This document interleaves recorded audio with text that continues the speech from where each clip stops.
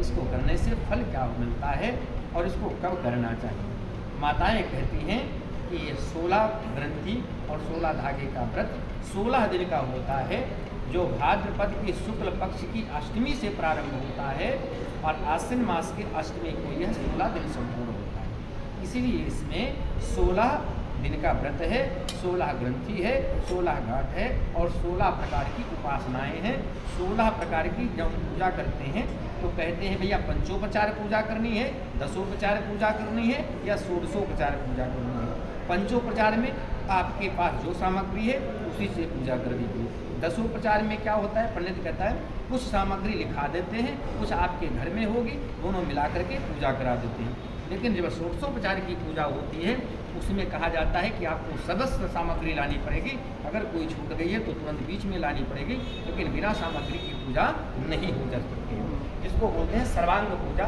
षोडशोपचार की पूजा मतलब सभी प्रकार के संपूर्ण विधि के द्वारा की गई पूजा को षोडशोपचार पूजा करते हैं। तो इसमें 16 ग्रंथि, 16 दिन का व्रत और 16 प्रकार 16 धागे मिला करके षोडशोपचार की पूजा की जाती है।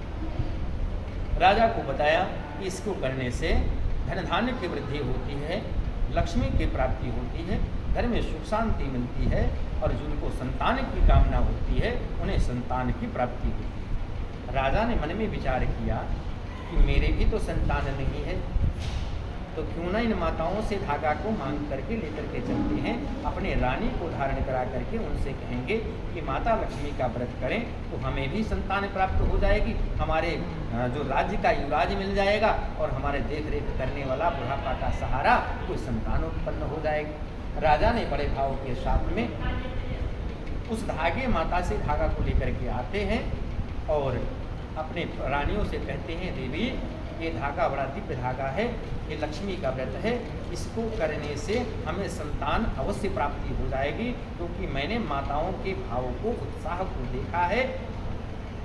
राजा धागा को लेकर के चला जाता है, रानी के मन में विकार आ जाता है, मन में सोचने लगती है कि मैं इस धागे को बांध करके क्या करूँगी, मुझे धन की आवश्यकता है नहीं, क्योंकि हमारे राज्य में कोई चीज़ की कमी नहीं, सोना चांदी भरा हुआ है, किसी चीज़ की आवश्यकता है नहीं और संतान मुझे चाहिए नहीं, क्योंकि संतान की प्राप्ति में बड़ा कष्ट होता है। इसलिए ऐसे मन में विकार उत्पन्न हो जाने के कारण उसने क्या किया, खिड़की के द्वारा जहाँ घोड़े बांधे जाते थे, अस्तबल बोला जाता है, वहीं पर खिड़की के द्वारा उस धागे को फेंक दिया, क्योंकि उस धागे के महत्व को रानी को नहीं पता था।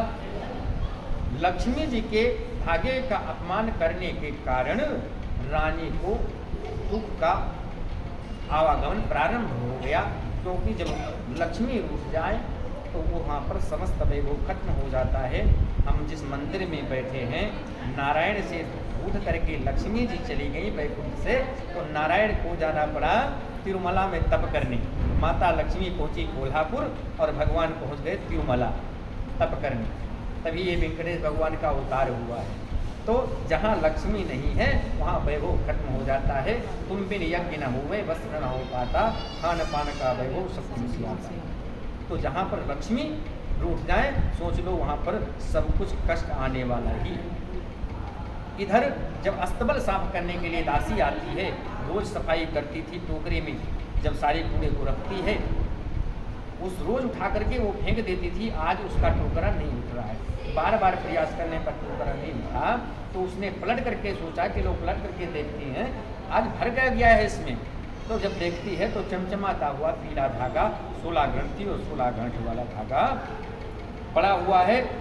उस धागे के महत्व को दासी को पता था, उसने दौड़ करके उस धागे को उठाया, धो करके अपने हाथ में बांध लिया और माता को मन ही मन में प्रार्थना करने लगी, हे माता, हे मैया, मेरे पास में आपके पूजा करने के लिए धन तो नहीं है, लेकिन मेरा मन है, मन के द्वारा मैं व्रत भी रहूंगी, अन्न जल ग्रहण नहीं करूंगी, भले ही पैसे से सामग्री नहीं खरीद सकती हूँ, मन के द्वारा मैं आपका व्रत अवश्य करूंगी।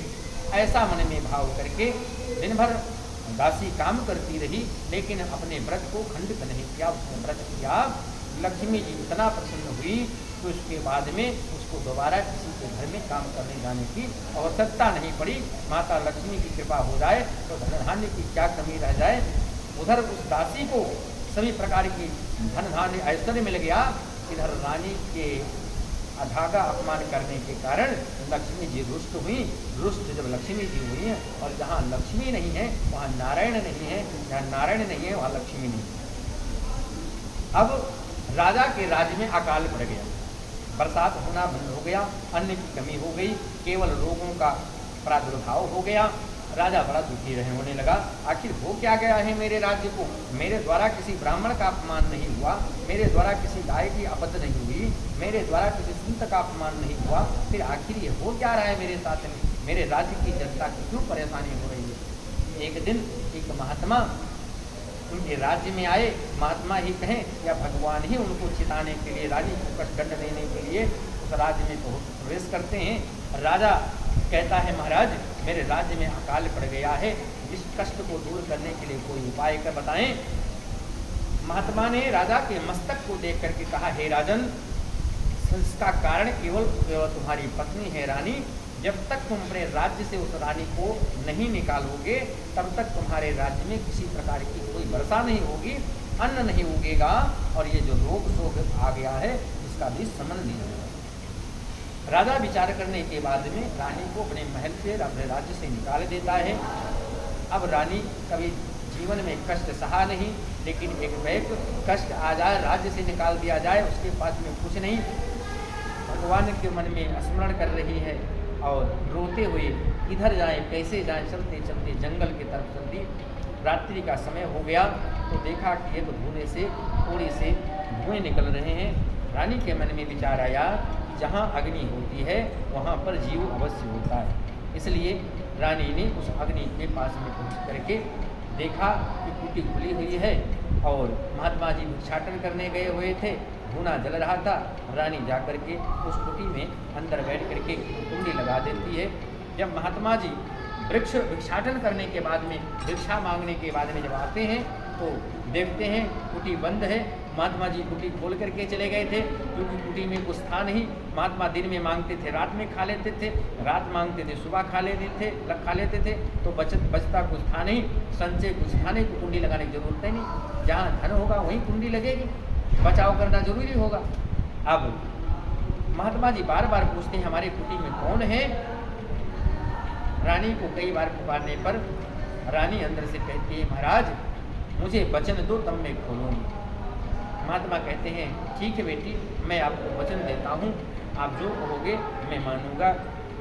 रानी कहती है, आज से आप हमारे धर्म के पिता हैं और मैं आपकी धर्म की बेटी हूँ। महात्मा जी ने कहा, कोई बात नहीं बेटी, जहाँ भिक्षाटन करके अपना पेट पालते हैं तुम्हारे लिए भिक्षा मांग करके लाएंगे, तुम भी रहना, जो बचे मिलेगा तो भोजन कर लेना। अब दोनों रहने लगे। कुछ समय व्यतीत होने पर महात्मा जी भिक्षाटन करने के लिए उसी गांव में पहुंच गए जहां पर राजा को मिला धागा दिया गया था माताओं के द्वारा। महात्मा जी ने देखा, महात्मा जी को प्यास लगी हुई थी, उसी कुएं के पास में पहुंचते हैं, जल मांगते हैं। माताओं ने जल पिलाया और मंगल गीत को सुन करके, उनकी तैयारियों को देख करके पूछने के लिए, महात्मा जी मैया आप लोग ये कौन सा व्रत करने की तैयारी कर रहे हैं? क्योंकि मैंने आज तक ऐसा व्रत नहीं देखा है, इस प्रकार की तैयारियां देखी नहीं है। तब तो माताएं कहती हैं कि महात्मा जी ये हम लोग अपने लक्ष्मी माता की पूजा करने की तैयारी करते हैं, इससे हमारे घर में सुख शांति समृद्धि बनी रहती है, सभी प्रकार की मनोकामना पूर्ण होती है, और जिनको संतान की आवश्यकता होती है माता उन्हें संतान भी देती है।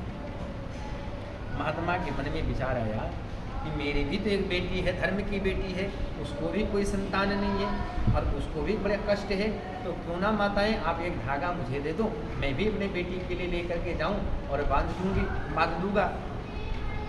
माताओं से धागा लिया, महात्मा जी लेकर के आए और रानी से कहते हैं, बेटी ये धागा को ले लो, ये महालक्ष्मी का परम तपस्वी धागा है, इसको करने से तुम्हारे सभी कष्ट दूर हो जाएंगे। जैसे रानी उस धागा को देखती है, मन में तुरंत विचार आता है, इसी धागे के कारण तो मुझे ये कष्ट मिला है, माता का, लक्ष्मी का मेरे द्वारा अपमान हो गया था, इसीलिए मुझे ये कष्ट भोगना पड़ रहा है। एक बार व्यक्ति कहीं गलती कर दे तो दूसरे में सतर्क रहता है। इस बार रानी ने बड़ी श्रद्धा और भाव के साथ में महालक्ष्मी का व्रत किया, धागा को हाथ में धारण किया। लक्ष्मी जी के व्रत करने से लक्ष्मी जी प्रसन्न हो गई और धीरे धीरे रानी का कष्ट दूर होने लगा। एक दिन राजा उसी जंगल में, जिस जंगल में रानी है, उसी जंगल में शिकार खेलने के लिए राजा जाते हैं। दिन भर शिकार में कुछ नहीं मिलता है। राजा भूख प्यास से व्याकुल होकर के एक तितर का शिकार करते हैं, जिसको अपने मंत्री से कहते हैं कि इसको बना करके ले आओ, कुछ मुझे जो भूख लगी है इससे थोड़ी सी शांति मिल जाएगी। जब वो मंत्री लेकर के तितर को जाता है, तब तितर को जब लेकर के जाता है तब वो वहाँ जा करके देखता है कि इतने बड़े जंगल में कहीं अग्नि तो मिलने वाली नहीं है। धुआं उठता देख करके मंत्री ने धीरे धीरे खोज करके गया तो देखा कि महात्मा जी की कुटी है, वहाँ पर धुआं जल रहा है और उसी धुएं के पास में अग्नि लेकर के अपने तितर को जब ढूंढने लगा, तब तक रानी कुटी से बाहर निकलती है। वो जो मंत्री था वो मंत्री रानी को देख करके पहचान गया, ये तो मेरे राज्य की रानी है, कितने कष्ट में है।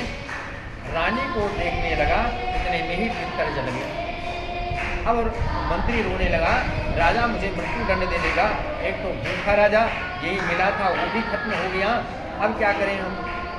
रानी रोते हुए मंत्री को देख करके कहती हैं, तुम मत बता देना कि रानी इस जंगल में है और मैं इसको सही करके दे देती हूँ, तुम ले जा करके राजा को दे देना। धो करके कुछ डाल करके दूध दे देती है और तितर को लेकर के जाता है। जब राजा को देता है, थोड़े से खाने पर पूछता है राजा कि किसने बनाया। मंत्री डर जाता है, कहता महाराज मैंने ही बनाया है। डांट डांट करके पूछता, नहीं तुम ऐसा नहीं बना सकते हो, ऐसी तो मेरी रानी बनाया करती थी। तब मंत्री कहता है, हाँ महाराज आपकी रानी इसी जंगल में महाराज कुटी में, महात्मा जी की कुटी में निवास करती है। वहीं पर मैं गया था, रानी को मैंने वहीं पर देखा। लक्ष्मी जी की कृपा हो जाए तो धीरे धीरे सभी प्रकार के व्यवधान स्वयं कट जाते हैं। राजा को अपने गलती का एहसास हुआ, मन में विचार करने लगा, तो कोई बात नहीं है, जो मेरे से गलती हुई है मैं रानी से क्षमा मांग करके रानी को अपने साथ लेकर के जाऊंगा।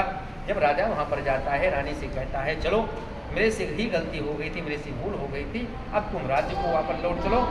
रानी कहती है कि अब मैं किसी की बेटी हूँ, जब तक मेरे पिताजी नहीं कहेंगे तब तक मैं यहाँ से नहीं जाने वाली हूँ। पिताजी तुम्हारे कहाँ हैं? तो भिक्षाटन करने गए हैं, थोड़ी देर के बाद में आएंगे। शाम को जब महात्मा जी आते हैं, राजा कहता है मेरे रानी को मेरे राज्य में भेज लो। महात्मा जी कहते हैं इतने दिन के बाद में तुझे याद आया कि मेरी रानी भी है, अब ऐसे मेरी बेटी नहीं जाएगी, तुम डोली मंगाओ, मैं अपने बेटी को धूमधाम के साथ में विदा करूँगा। राजा डोली मंगाता है और महात्मा जी राजा को और अपनी बेटी रानी को विदा करते हैं। विदा करते समय महात्मा जी के मन में विचार आया कि क्यों न बेटी की परीक्षा ली जाए कि ये समय व्यतीत कर रही थी या वास्तव में ये बेटी मेरी बनी है। तो महात्मा जी ने 2 कटोरे में मिट्टी के पात्र में, एक में दही दे दिया, एक में थोड़ा पुष्प दे दिया। उन्होंने कहा कि इसको जाते समय अगर दही गिर जाएगा और ये पुष्प सूख जाएगा तो समझ लेना कि तुम्हारे पिताजी संसार में नहीं रहे। नदी पार करने के उस पार जब देखती है रानी तो देखती कि दही भी गिर गया और पुष्प भी बिल्कुल सूख गए हैं। एकदम दहाड़ मार के विलाप करते हुए रोने लगी और कहने लगी कि जल्दी मेरे डोली को वापस घुमाओ, मेरे पिताजी संसार में नहीं रहे, जिन्होंने मुझे आश्रय दिया, सहारा दिया, वो पिताजी मेरे संसार में नहीं रहे। राजा एकदम घबरा जाता है, आखिर हुआ क्या। तब रानी कहती है कि मुझे महात्मा जी ने, मेरे पिताजी ने कहा था कि दही गिर जाए और कुछ सूख जाए तो समझ लेना कि तुम्हारे पिताजी संसार में नहीं रहे। राजा तुरंत डोली को वापस मोड़ता है और लेकर के जब जंगल में पहुंचते हैं तो देखती है रानी कि महात्मा जी आराम से बैठे हुए भजन कर रहे हैं। रानी उतर करके पूछती है, पिताजी आपने तो कहा था कि कुछ सूख जाए और ये दही गिर जाए तो समझ लेना कि आपके पिताजी संसार में नहीं रहे। मैं तो डर गई और आप तो बड़े आराम से बैठे हो। महात्मा जी कहते हैं, बेटी मैं तुम्हारी परीक्षा ले रहा था कि तुम मेरी वास्तव में मेरी बेटी बन करके रही हो या अपने समय को व्यतीत कर रही थी। आज तुम परीक्षा में पास हो गई, जाओ बेटी, तुम्हें संतान की भी प्राप्ति होगी और सभी प्रकार की जो धन धान्य होता है वो तुम्हें अवश्य प्राप्त हो जाएगा। तुम्हारे राज्य में इस बार पहले से अधिक धन तुम्हें प्राप्त होगा और सुख शांति रहेगी। राजा और रानी को महात्मा जी विदा करते हैं। कुछ दिन व्यतीत होने पर रानी को पुत्र रत्न की प्राप्ति होती है और राजा बड़े प्रसन्नता के साथ में पूरे अपने राज्य के लोगों को ढिंढोरी पिटवा देता है कि जितनी भी माताएं हैं वो सब लोग एकत्रित हो जाएं, माता लक्ष्मी जी की पूजा करने की तैयारी करें। हम अपने राज्य में लक्ष्मी पूजा बड़े धूमधाम के साथ में मनाएंगे। राजा ने सबके साथ में लक्ष्मी पूजा अपने रानियों के साथ में कराया। पहले से अधिक उनके राज्य में धन धान्य की और प्रसन्नता हो गई, वृद्धि हो गई, सभी प्रकार के रोगों का शमन हो गया और प्रजा पुनः बच्चे की तरह राजा पालने लगे। सबके घर में धन ऐश्वर्य की कोई कमी नहीं रही। जैसे रानी के साथ में पहले हुआ ऐसे आप माताओं के साथ में किसी के साथ में ना हो। और जैसे लक्ष्मी जी के जैसे रानी के साथ में लक्ष्मी जी की कृपा बाद में हुई, ऐसे सभी माताओं के घर में खूब धन धान्य की वृद्धि हो, सभी प्रकार की मनोकामना पूर्ण हो। आप लोगों ने जो जो मनोकामना के लिए व्रत किया है, आप लोगों के घर में खूब धन धान्य की वृद्धि हो, सभी प्रकार का संकल्प परिपूर्ण हो जाए। बोले श्री लक्ष्मी वेंकटेश भगवान की जय, भगवान की जय, लक्ष्मी नारायण भगवान की, लक्ष्मी माता की।